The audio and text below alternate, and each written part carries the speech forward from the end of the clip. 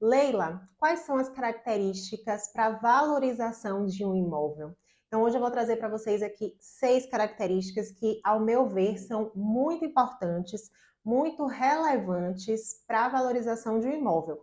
Tanto para quem vai vender ter noção, quanto para quem está comprando também ter noção. Então, vamos lá. Primeiro de tudo, a localização, minha gente. Então, independente de onde você mora, qual estado que você mora, a gente sabe que em todos os estados a gente tem bairros que são mais valorizados, outros menos valorizados e outros nem tanto. Então, a gente já parte desse princípio que depende do bairro. Só que não é só o bairro que conta em relação à localização.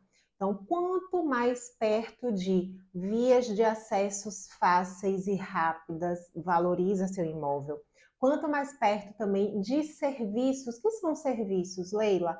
Perto de shoppings, perto de bancos, de farmácias, de restaurantes, quanto mais serviços tiver ao redor do imóvel, em torno do imóvel, isso também valoriza bastante. E não ser uma rua deserta. Então, eu costumo dizer aqui em Salvador, por exemplo, que é uma rua pedestre ou então uma rua só de carro. Isso já ajuda bastante. Você ter uma rua que tenha movimentação de carro ou e carro e pedestre. Então, isso torna a rua mais habitada, mais movimentada, consequentemente, menos perigosa e mais atrativa para o cliente querer ir morar nessa rua.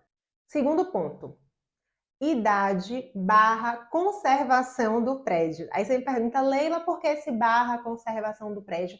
Porque muitas vezes nós temos prédios com mais idade e que está muito mais bem conservado do que um prédio que tem menos idade. Então, claro que a idade vai influenciar. Se a gente estiver falando de um imóvel que tem 7 anos para um que tem de 30, obviamente o de 7 ele vai ser mais valorizado do que o de 30.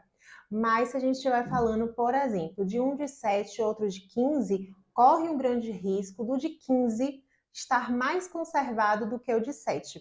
Então, eu gosto de falar que a idade barra conservação.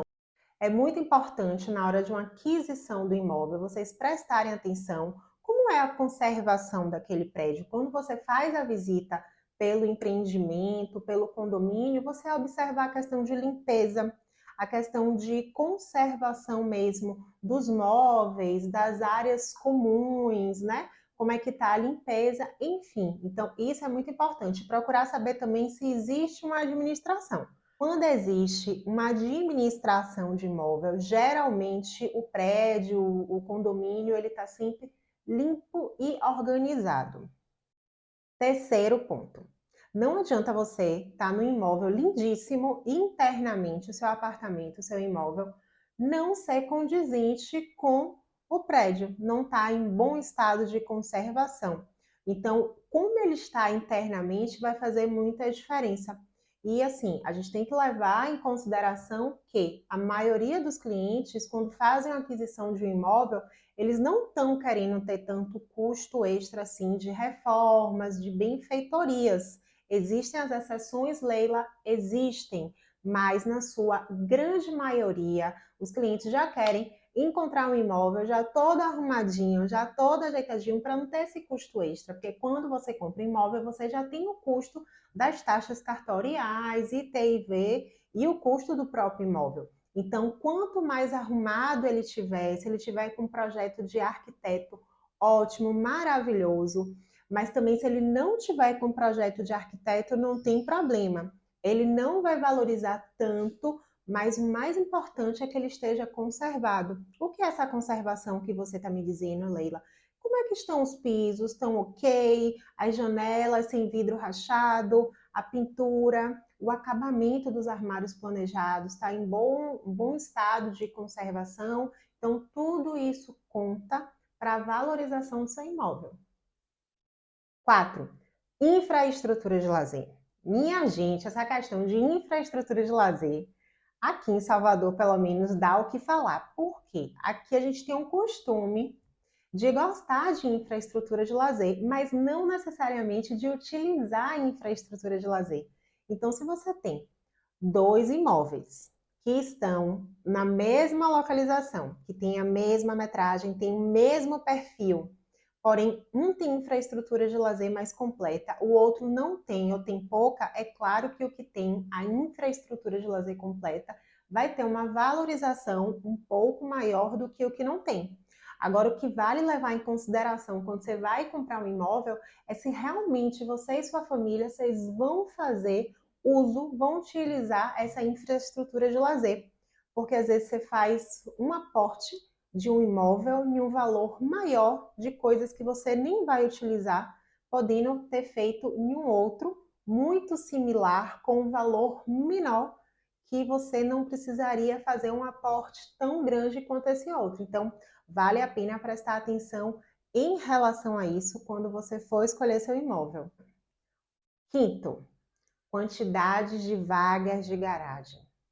Esse é um ponto que é crucial. Quanto mais vagas de garagem o imóvel tiver, mais valorizado ele vai ser.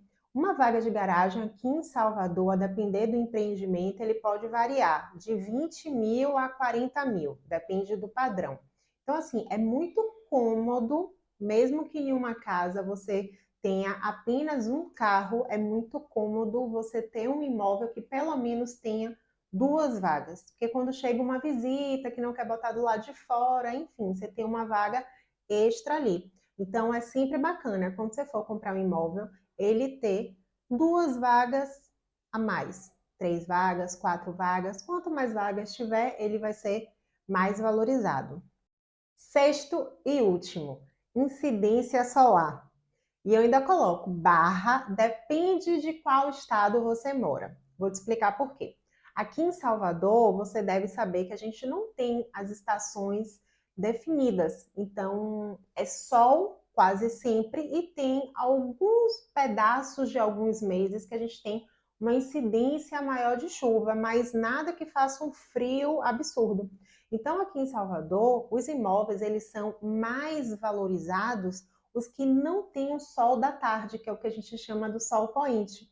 Por quê? Porque ele acaba esquentando mais o apartamento. Só que isso também vai depender de como é a ventilação do imóvel. Se for um imóvel bem ventilado, que não abafe tanto, acaba até passando essa questão da incidência do sol da tarde. Mas aqui em Salvador a gente tem essa demanda dos clientes preferirem estar comprando, fazendo aquisição de imóveis nascente. Já em São Paulo é um público completamente diferente. Em São Paulo, como a gente tem um frio muito latente, então lá os clientes preferem muito mais comprar os imóveis que têm o sol poente. Então, lá os imóveis em São Paulo, você tem uma desvalorização nos imóveis que são nascente. Então, isso vai depender da onde você mora.